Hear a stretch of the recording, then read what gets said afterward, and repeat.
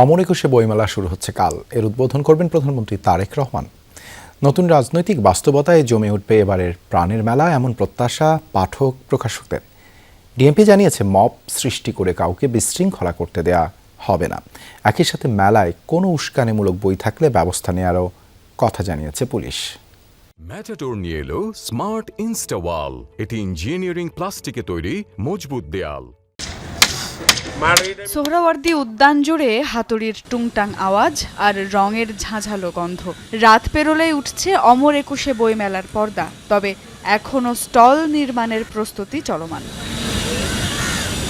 এবার বড় কোনো প্যাভিলিয়ন বসছে না মেলায়। তারিখ নিয়েও শুরু থেকেই ছিল জটিলতা, তাই সিংহভাগ স্টল প্রস্তুত হয়নি। এখনো রং বাকি, কোনো স্টলে বসেনি বৈদ্যুতিক সংযোগ, আবার কোনো দোকানের কাঠামো তৈরির কাজ শুরু হচ্ছে কেবল। রাতের মধ্যে অনেক স্টলের কাজ শেষ হবে, আশাবাদ নির্মাণ শ্রমিকদের। আমার স্টোরের কাজ আরো 2 দিন লাগবে পুরে।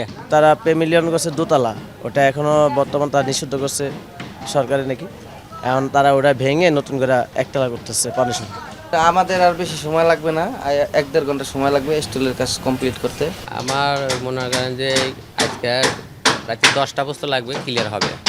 রমজান মাসে বইমেলা পড়ায় লাভ নিয়ে শুরু থেকেই শঙ্কিত ছিলেন প্রকাশকরা। তাদের দাবির মুখে প্রথমবারের মতো এবছর স্টলের ভাড়া মওকুফ করা হয়েছে। তবুও লাভের অঙ্ক উঠে আনা নিয়ে শঙ্কা কাটেনি। রোজার মাসে যেহেতু মেলা, সেহেতু আমরা মনে করতেছি যে বেশি একটা লাভ হবে না, বিক্রি হবে না। বই মেলাটা যদি রমজানের পরও হতো তাহলে মানুষের এখানে অংশগ্রহণটা আরো বেশি ভালো হতো। আজকেই সবকিছু লাগানো হবে, স্টিকার সহ, এবং বই আমরা আজকেই উঠাবো।